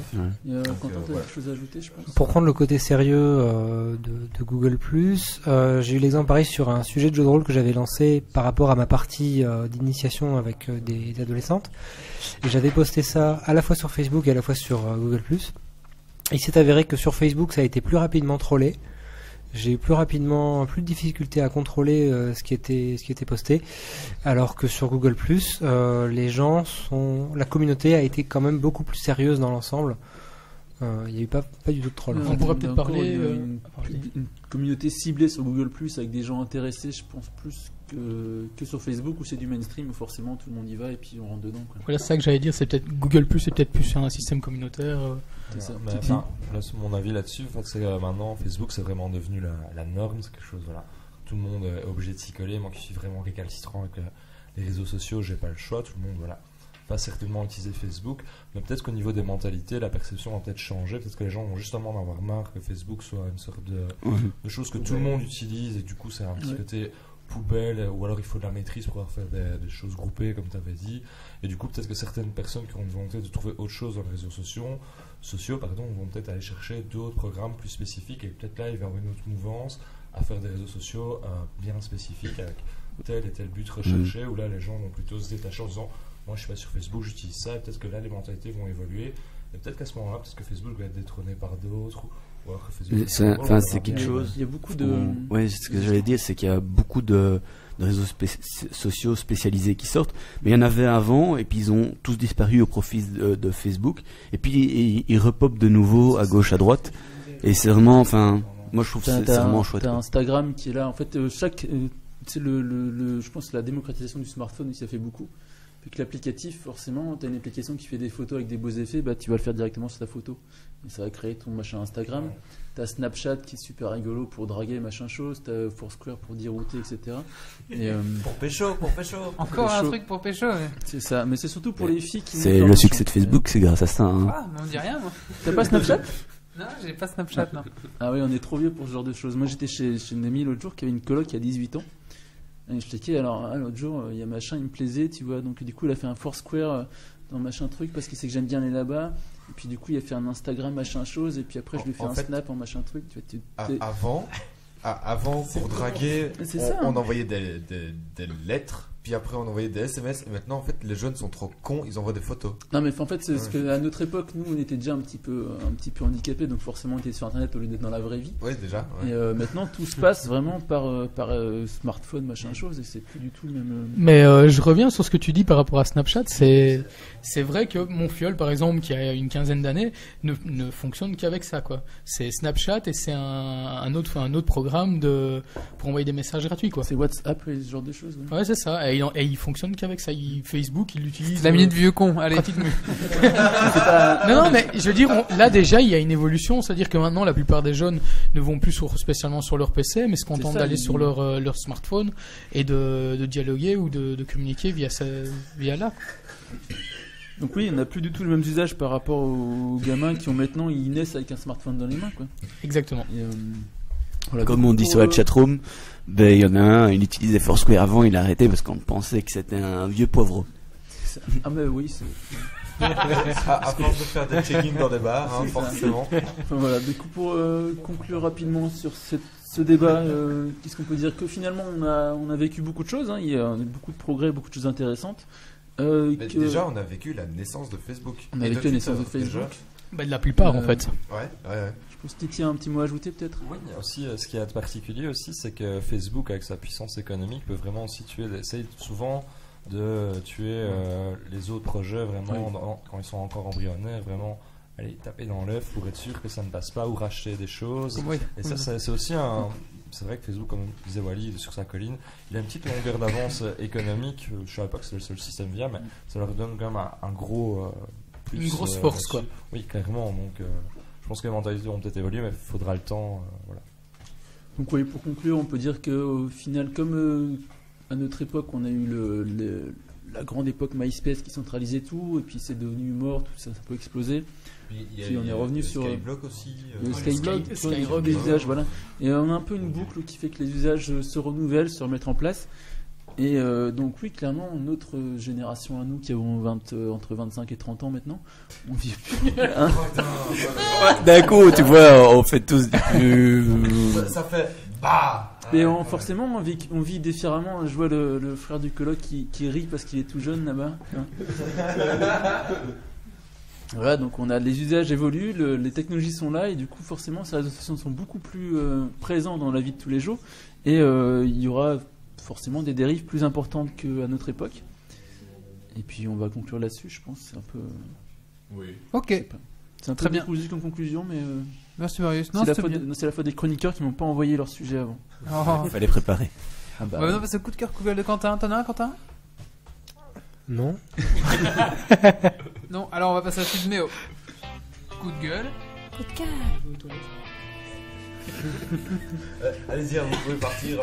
Alors moi j'ai un putain de coup de gueule à faire contre ces politiques de merde, j'ai l'impression de parler comme le coloc, qui ne comprennent rien aux technologies qui régissent Internet Et donc, il y a une loi qui... Ils font la taxe du mégaoctet, non? C'est pas ça? Non, il y a une loi qui va être votée le 3 avril au Parlement européen contre la neutralité du web. Donc en gros, les providers pourront, à leur guise... Te vendre un paquet YouTube si tu veux. avoir du Encore une YouTube. fois, il est voilà. temps de vous réveiller, quoi. Enfin, Oui, ça se fait déjà en France. Mais... non, mais ça fait des années qu'on se bat contre ce genre de choses. C'est Ouais. pas... Quoi, ils veulent pouvoir censurer ce qu'ils veulent. Oui, c'est ça. Ça, c'est ça. et filtrer en fait l'information mais- qui met sur mais le c'est site. rigolo Soi-disant parce que contre lutte de la Tout le monde, les pédophilie. gens se réveillent à chaque fois parce que 2 semaines avant parce que c'est nouveau. Mais non, c'est pas nouveau. Non. Ça fait Non, longtemps, je- ça fait longtemps que j'en avais déjà entendu parler aussi. Il Ouais, faut je- arrêter je de se sais que- plaindre parce que ça arrive dans 2 semaines. Ça fait des années que qu'il y a des gens qui se battent contre ça et que. Si vous voulez en Ouais. savoir plus, il y a la Quadrature du Net qui défend bien ça Oui, depuis tout à très fait. longtemps. Et donc, j'ai lu ça cet Et les partis après-midi pirates. sur Corben. bientôt les élections. Moi j'ai un exemple très intéressant là-dessus, c'est quand Mega Upload a fermé il y a 2 ans, 3 ans, Déjà. Je sais pas. 2 ans. Ouais, c'est à peu Et près ça. tout le monde s'est rebellé en France à cette époque-là contre Acta. Parce que c'était le grand méchant à ce moment-là. En fait, les gens ont juste râlé parce qu'ils pouvaient plus avoir leur série sur internet. Quoi. Ouais, voilà quoi. 2 mois après, Pipa est sorti et tout le monde s'en foutait. On avait oublié alors que c'était encore pire. Mm. Il les sujets politiques, coup de gueule sur ce genre de trucs, mais je suis désolé, mais c'est avant qu'il faut gueuler, c'est pas maintenant. Non, ouais, mais enfin voilà. Mais parfois, c'est comme tu dis, on s'en rend compte trop tard parce qu'on ça nous. Ah ouais, enfin, mais ça- c'est parce ça qu'on nous en touche parle, nous. qu'on en parle pendant 2 semaines, mais c'est que ces sujets-là sont sur le table depuis des mois et des années. Donc prochaine fois, on pourra revenir avec ce coup de gueule-là Ah, sur bah, je un pense qu'on sujet. peut inviter le parti pirate à ce sujet-là, ils sont Ouais. beaucoup plus calés que moi, mais c'est- Que nous. Enfin, je trouve ça un peu Ouais. hypocrite ce genre de coup de gueule où au final, excuse-moi, mais Ouais, non, il y a pas de souci. tu te rends compte de quelque chose 2 semaines avant qui passe en légiféré, mais il y a Non, un projet de loi en- qui a été prévu. des En mois France, avant. d'accord, mais est-ce qu'en Belgique, il y a vraiment. Je sais pas. Là, on parle au niveau européen. Ah oui, mais c'est en niveau fait, européen, oui. Ouais. Et en Belgique, vous êtes censuré Pirate Bay depuis quelques années déjà aussi. Oui, Ouais, c'est enfin, vrai. Pirate Bay, tu vas directement sur l'IP, c'est bon, hein, on s'en Mais fout. dis ça à ma mère. Hein. Ouais, par mais, exemple. déjà, ils savent pas utiliser Pirate Bay, donc. Merci La pour mienne, ce- si. Merci pour ce coup de gueule. Et Marius aussi, re-coup de gueule, Oui, pardon. contre-coup de gueule, contre-coup de gueule dans ta gueule. Voilà. T'as pas vu le mémo là sur le frigo là C'est 4. Double coup de gueule. Allez, maintenant on avait un défi cette semaine. C'était le défi du jeu là, 2048 points. Alors, où est-ce que ça en est Marius, t'as fait combien de points Moi, j'ai toi pas fini. J'ai réussi à faire 9000 points des pistaches en ayant 1024. Ok. Je suis arrivé à 6031 ou un truc comme ça. Je pense qu'elle n'a pas compris le principe du jeu. Non, moi, il m'a fallu beaucoup de temps. Je pensais qu'il fallait arriver d'abord à 2048 au niveau des points, puis après j'ai cru qu'il fallait. Enfin, j'ai cru beaucoup de choses comme à chaque fois, et voilà. Donc ici, j'avais quand même le 1024 aussi, quand même. C'est cool, on dirait l'explication du podcast précédent, sur le petit 30. Ouais, il a la même explication pour tous. Ouais. J'ai pas compris le jeu. Moi, j'ai fait presque 13 000 points dans la dernière fois que je l'ai noté. Je pense que j'ai fait un peu plus, mais comme je l'ai pas noté, ben voilà. Ok. Est-ce que t'as fini 2048 ou pas du tout? Non, Mais mais j'ai un collègue que j'ai fait chier avec ça et qui a fini. Léo Moi j'ai fait ma tuile, la meilleure était à 512 et j'ai fait 3070 points. Donc, Ah ouais, Ok. donc c'est Tu vraiment connais pas- le jeu un peu à chier. Ouais, on vient de me présenter le concept, j'y ai pas touché encore. D'accord. Toi non plus, t'avais pas Titi, compris t'as le jeu testé Bah, je viens officiellement de comprendre que j'avais effectivement pas compris le jeu parce que Merci. j'étais focalisé sur un seul marqueur de points. Le premier a dû m'échapper. Donc moi j'étais content d'avoir fait 3000 points en me disant j'ai déjà battu le truc de 2048. J'ai dû avoir de la chance, je me suis arrêté là parce que le texte était en anglais, ça m'a rebuté. Alors, t'es pas, Et il y avait trop de chiffres. donc, t'es pas c'était professeur, le toi? bon moment. Tu t'expliques pas à tes élèves qu'il faut lire les consignes avant de. Bah pas en anglais hein, et pas pour un truc aussi geek. Hein. Et donc, Grumpy remporte 5 points pour le Super Dragon Kick. Je veux une capture d'écran. Pour une fois. Ouais, si tu veux, on peut aller. Ok. J'ai- Alors, moi, j'ai en suis haut pas- sur mon Je suis pas PC. convaincu avec Grumpy, je suis pas convaincu que le but c'est de faire le plus de points possible. Je pense que c'est en faire le moins. Parce que c'est le moins de mouvement quand tu fais moins de points. Mais non, c'est pas au mouvement, c'est à la fusion des blocs que tu gagnes des points. Oui, c'est à la fusion Ah oui. de Donc, blocs dans que ton tu cul. gagnes. Et donc j'ai gagné parce que j'ai le moins de points. Mais Donc. du coup, mais- ça veut dire que tu fais moins de mouvement, que tu arrives à 1024. Ouais, mais je suis arrivé à 1024 et j'avais deux ou trois blocs à 512. Attends, ouais. tu perds à un moment. C'est Parce celui que qui a tu pas peux joué bouger, qui donc. gagne parce qu'il fallait pas bouger. Ok, on va maintenant passer à la suite de ce podcast. Et ben, c'est le play des couvertures. C'est parti, jingle. bienvenue dans cette nouvelle, enfin dans ce play découverture. Attendez, je m'installe un petit peu. Est-ce que vous êtes tous bien installés? Est-ce que vous êtes tous sortis Non, je suis. Non. votre voilà, je m'installe comme il faut. On va juste mourir de chaud. Je galère Voilà. tellement, hein. Est-ce que vous avez tous votre petite couverture? C'est bien, vous êtes bien installés. Est-ce que le public est bien installé aussi? Très bien. Putain, j'y arrive pas. Non, la caméra. Vous êtes installés, c'est bon? On peut commencer l'histoire? Allez, c'est parti. Une affaire comme les autres. Enfin, presque. Raccoon City. Un bled paumé parmi les montagnes d'Arklay. Depuis plusieurs jours déjà, la population est sous le choc de meurtres bien mystérieux. Plusieurs personnes sont mortes dévorées par... Personne ne sait réellement par quoi. Certains affirment qu'il s'agit de loups, d'autres d'hommes étranges. La police patauge et les STARS, Special Tactic and Rescue Squad, sont finalement mis sur le coup. L'équipe Bravo est envoyée sur le terrain en premier. Bien vite, leur signal radio disparaît, laissant les autres STARS dans l'inquiétude. Oh mon Dieu, qu'est-ce qui s'est passé? Merci Méo. L'équipe Alpha part aussitôt à leur recherche. Et c'est là que l'aventure commence. Après avoir découvert la carcasse de l'hélicoptère des Bravo, ainsi que le corps de Kevin, son pilote, l'équipe Alpha est brutalement attaquée par des espèces de chiens écorchés vifs. Leur pilote Brad, sous le coup de la peur, décolle et les abandonne sur le terrain. Contraints et forcés, ils se réfugient dans un manoir à proximité. Mais entre-temps, ils perdront Joseph, tué par les chiens. Et Chris aura mystérieusement disparu. Alors que Jill, Barry et Wesker... Alors je comprends pas pourquoi eux ils s'appellent comme ça et les autres ils s'appellent Joseph. Le mec a pas eu de bol. Alors que Jill, Barry et Wesker, les seuls rescapés, se remettent de leurs émotions et admirent le formidable hall dans lequel ils ont pénétré, un coup de feu résonne dans le manoir. Wesker ordonne à Jill d'aller voir de quoi il retourne. Et Barry décide de l'accompagner. Ils entrent dans une vaste et élégante salle à manger déserte. Leur attention est aussitôt attirée par une petite flaque de sang tout près de la cheminée. C'est quoi cette merde?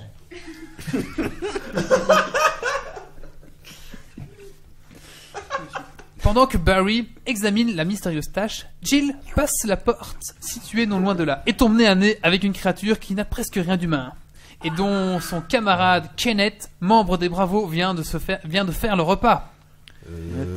La créature abattue, les deux coéquipiers décident de retourner dans le hall pour informer leur capitaine de la situation. Ouais, chef, on a une couille là.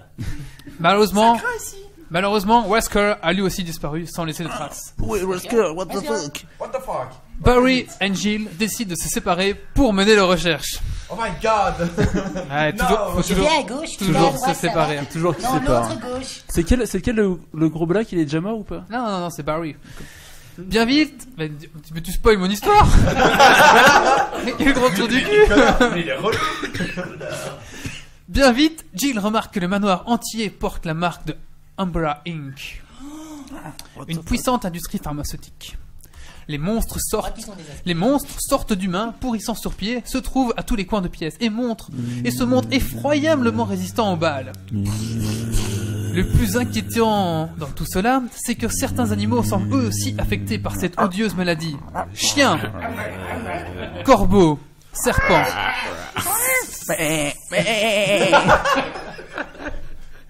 Tortue. Ah, je vous ai niqué là. Gilles découvre le corps de Forrest. Oh non, Forrest, il fallait courir!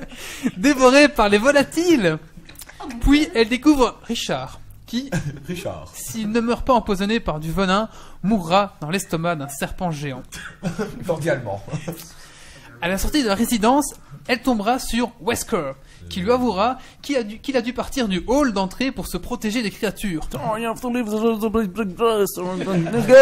Vient ensuite le tour d'Enrico, capitaine de Bravo, qui lui est bien vivant mais blessé. Oh merde.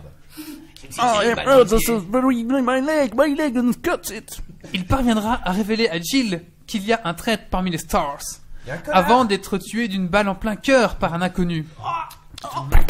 Suzy, Dis que je l'ai fait. Justement. Je l'ai fait pour Noël. Justement, Wesker a fait remarquer à Jill le comportement étrange de Barry. Quoiqu'il est normal d'être stressé dans une situation telle que la leur. Aussi stressante. Et les soupçons de Jill s'avèrent justifiés lorsque Barry l'abandonne sans prévenir. De plus, lorsqu'elle le retrouve enfin quelques dizaines de minutes plus tard, il tente de la battre. Leur altercation sera interrompue par l'intervention d'un monstre enchaîné, à l'allure vaguement humaine et au pas lourd qui hurle à tue-tête, Putain, Mathieu, on parle de toi. là. avec une voix étrangement féminine. Ah, c'est tout à fait toi, Mathieu. Les créatures passaient de vie à trépas. Jill laisse Barry derrière elle en espérant qu'elle peut encore lui faire confiance. Ah non. Arrête de battre mon cul. En parcourant le manoir, Jill a retrouvé de nombreux documents. Il s'agit pour la plupart de journaux tenus par des scientifiques. Il est mentionné l'existence d'un virus qui serait échappé et dont l'infection ramènerait à l'état de semi-vivants, les semi-vivants ou les morts-vivants en fait, dans lesquels se trouveraient tous ces monstres. T'as déjà réussi à lire, toi, l'écriture d'un docteur? Ça, c'est des couilles. Hein. L'histoire se précise. Un virus, des créatures cauchemardesques, une fontaine creuse, un ascenseur, un gigantesque laboratoire s'étend sous le manoir. Jill découvre que Chris est toujours en vie, mais emprisonné dans une cellule verrouillée électroniquement. C'est important. Précision importante. Ayant parcouru 3 des 4 étages du laboratoire, Jill retrouve Barry et ils descendent ensemble au niveau -4. Hey, I am killing the big bastard. I'm here with you. We're Okay, cutting guys, the base. this give us some problem in the past, so. Tu faisais pas de Jill, toi? Pour découvrir Wesker, en train de pianoter sur un clavier. Il jouait à Death Note. 2048. Barry pointe soudain son arme sur Jill et Wesker le remercie. Il n'aurait pas dû lui faire à nouveau confiance. Ah, I'm a fucking asshole. I'm gonna kill you, Jill. Et Wesker, leur capitaine, ouais, à nouveau confiance, voilà. Il y avait donc 2 traîtres. Je tourne la page. Il y avait donc 2 traîtres. Il y en a encore 5. Puis Barry remonte sur Lord de Wesker, laissant Jill seule avec lui. C'est alors qu'il explique, nous éclairant enfin sur ce qu'il se passe. Il justifie tout d'abord la collaboration de Barry par la prise en otage de sa famille et la menace de son exécution si C'est il parce ne qu'il est le noir sait que pas. tu fais un accent noir. Combattez la famille. Ah, c'est pas possible. Alors c'est quand même très limite. Hein. Comme on pouvait s'en douter, tout était la faute d'Umbrella. Ces scientifiques menaient des expériences visant à ramener à la vie des tissus morts. Et voilà ce qui a résulté. Tous les scientifiques, ou presque, ont été contaminés par leur propre virus et transformés en zombies. Leur instinct les plus basiques, manger, était devenu leur seule préoccupation. Ce qui était par la même occasion le voile sur la série de meurtres commis à Raccoon City. Mais la libération du virus était un accident. Les preuves devaient donc disparaître pour que Umbrella ne s'attire aucun tort. Voilà pourquoi Wesker était là. Il était en réalité un agent double. D'un côté, ayant travaillé dans sa jeunesse en tant que conseiller en recherche pour Umbrella, d'un autre côté, ayant récemment été nommé capitaine des Stars pour être chargé de l'affaire. Seulement, sa mission ne s'arrêtait pas là. Eh ben non, il avait amené les Stars avec lui pour tester les créatures, leur résistance et leur agressivité. Ils avaient dû se débarrasser d'Enrico, car il avait tout découvert. Pour effacer toutes les preuves, il devait faire exploser le manoir. L'explication donnée, il s'avoue tout de même surpris que Jill soit arrivé jusque-là. Cependant, il n'a pas l'intention de la tuer pour le moment. Il tient absolument à lui montrer la créature suprême d'Umbrella, le tyran.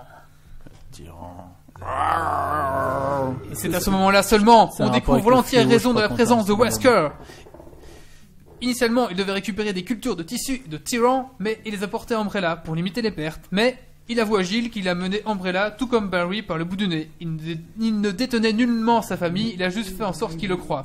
Il a l'intention d'obéir certes et de détruire le manoir, mais il ne veut nullement pas faire bénéficier Umbrella des prélèvements qu'il a effectués, préférant les vendre à une société adverse. Tout en parlant à Jill, il pianote sur son clavier pour réveiller le tyran, qui sommeille dans une prison de verre. Il semble visiblement admirer la puissance de la créature et regrette de devoir la détruire sans même qu'il ait été testé. C'est alors que Jill prononce le mot de trop. Il se tourne vers elle et la met en joue, prêt à la battre. Heureusement, Barry intervient au dernier moment. Il n'était pas parti, il a finalement décidé de ne pas l'abandonner. Jill tire à 2 reprises sur Wesker qui s'écroule. Puis il fait ses excuses à Jill. Wesker, pas encore mort. Wesker, pas encore mort, c'est le méchant quand même, profite de la situation pour effectuer la dernière manœuvre et Tyran ouvre les yeux. Il explose d'un mouvement de son tube de verre, puis il se dirige vers Jill et Barry.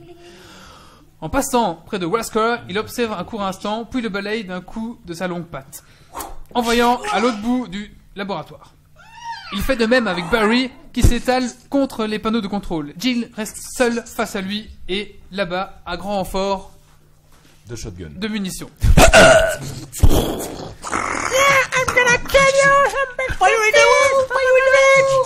Allez-y, tirez. Wesker est mort. Il a succombé à ses blessures. Quant à Barry, lui, il s'en tire avec un bon mal de tête. Oh bah dis donc, ça va, j'ai un peu mal à la tête. Dès son réveil, il demande ce qui est advenu à Wesker. Jill tourne la tête, le laissant juger par lui-même. Mais Wesker a encore une fois mystérieusement disparu, ne laissant que quelques taches de sang derrière lui. Ah, c'est dégueulasse. Chris libéré, Jill reçoit un appel radio de Brad, qui a finalement décidé de revenir les chercher. Direction l'héliport pour l'évasion.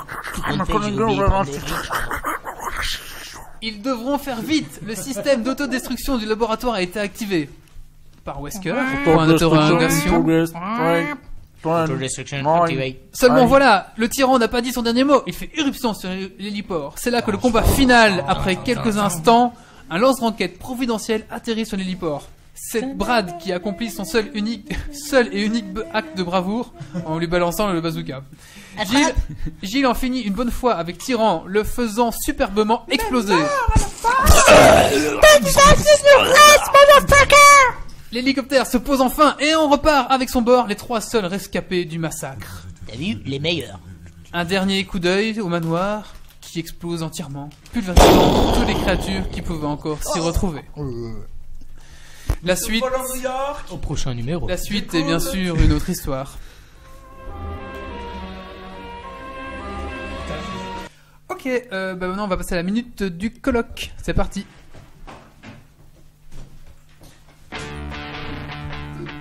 Alors voilà, je me présente, Olivier, colloque d'un geek, ma première expérience. Et donc, j'ai droit à ma petite minute pour vous expliquer les joies et les aléas de la colocation.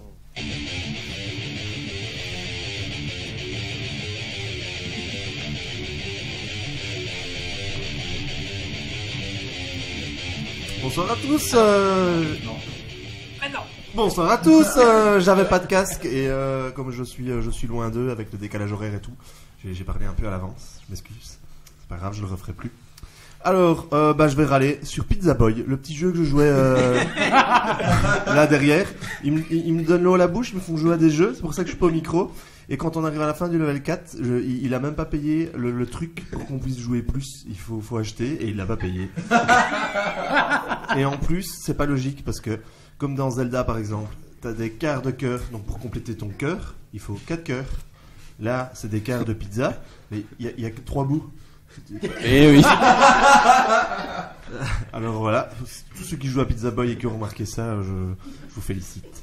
Et sinon, je vais annoncer la petite rubrique de Mamikama, qui fera bientôt son apparition. Donc vous le savez tous, je joue à Dofus, je joue encore, je suis toujours 199, je suis à 44%. Pour ne pas me lasser avec de l'expérience, j'élève maintenant les dragodins, c'est aussi frustrant, il faut réussir 1000 accouplements pour avoir le succès total. Mais je suis en route, j'en ai fait 19. Voilà. En 3 mois, hein. En 3 mois. Mais c'est pas grave, je les ferai, c'est pas grave, m'en fous. Et je vais offrir via Geekstig, si vous êtes fidèle et que vous allez voir un petit peu consulter les rubriques sur le site un peu pendant la semaine, il y aura la rubrique de Mamikama qui donnera un jour, comme ça, dans le site, en news, une position, une heure, une journée, où elle se trouvera. Et le premier qui viendra parler à Mamikama et qui dira « Bonjour Mamikama, Geekslig !» eh ben, je lui offrirai 100 000 kamas. Sur le serveur Gultar. Voilà, sur le serveur Gultar. Alors ça fera son apparition dans la semaine quand je sais Aussi à quelle heure je peux être certain de jouer, pas que je dise aux gens venez dans Astrub, je serai dans Astrub. Si ce jour-là, par le plus grand malheur, je peux pas jouer, c'est pas cool. Donc ça apparaîtra dans la semaine, une heure de la journée où je suis sûr que je peux jouer, et on donnera exactement l'heure exacte, le jour exact. Il y aura pas de La minute exacte. Voilà, la minute exacte. Il y aura pas de truc en Kama où il faut parcourir toute la plaine de Kanya pour trouver le monstre, quoi. L'arbre crocheté. Et ce n'est pas tout, parce que Mamie Kama donnera des trucs et astuces pour devenir aussi riche que Mamie Kama. Voilà, Mamie Kama donnera un petit peu ses astuces de jeu, les filons qu'elle a pour le moment pour être un peu riche. D'accord. Allez, on fait vite le dernier petit coup de cœur de Grumpy, puis on clôturera ce podcast. Je vais aux toilettes. D'accord. Ouais, ben, mon coup de cœur, c'est pour le dernier tome de la trilogie du vide de Hamilton. Parce que franchement, il est très chouette et que je m'attendais pas à la fin. Ce qui est très rare dans un bouquin, surtout dans une trilogie. Voilà. Tu peux nous résumer en 2 secondes la trilogie, peut-être? Ben, c'est. Donc, Donc pour ceux qui ne connaîtraient pas l'histoire, en gros, c'est une suite à déjà 4 ou 5 bouquins qui étaient l'Étoile de Pandore. Ici, c'est la trilogie du vide. Donc, ça se passe dans le même univers qu'un univers futuriste. Donc, c'est la science-fiction. Et ici, en gros, il y a des extraterrestres qui attaquent le Commonwealth, qui est en gros le groupement de toutes les terres, enfin toutes les planètes que les humains ont conquis. Et en gros, ils essayent de se démerder pour pas avoir les extraterrestres qui leur foutent la pâtée. Et on se rend compte qu'en fait, c'est piloté de l'intérieur. Et j'en dis pas plus. D'accord. Ok. Voilà, merci. Alors, on va clôturer ici ce podcast. J'aimerais remercier notre invité. Merci beaucoup, Quentin, d'être venu Merci à vous. Ce soir. Donc, on rappelle ton livre Vivere, on peut l'acheter sur ton site à 25 €. Sur mon site ou sur mon blog, ouais. Voilà. On va mettre tous les liens, tout ce qu'il faut sur la suite de ce billet, donc lié au billet. Merci beaucoup à toi. J'espère que tu t'es bien plu et j'espère que tu reviendras. Là, je reviendrai. Est-ce que quelqu'un... Non, on veut J'ai pas plus. envie qu'il Non, revienne. on veut plus. Ou alors il revient mais il fait pas le Ah oui, il veut plus que tu reviennes maintenant. Ah, ce sera dans le public. Ouais. Voilà. Si dans le public, il va vouloir remettre peut-être. Hein. Ouais, je le fais sans casque. Il pourra encore gagner son casque en plus alors. Alors je vous rappelle que Geeks League c'est aussi un site www.geeksleague.be. On est sur Facebook, on est sur Twitter, donc venez nous parler, c'est sympa, venez nous liker et venez nous tweeter, on répond et c'est toujours bon enfant. Comme ma bite. Non, c'est Pocket Geeks qui me demandait, du coup je me sentais obligé. D'accord. Pardon. On se retrouve dans 15 jours. D'ici là, surtout ne lâchez rien. Ciao. Jouez, ciao. Salut. Alerte. Dépressurisation atmosphérique. Évacuation immédiate du personnel. Evacuation order.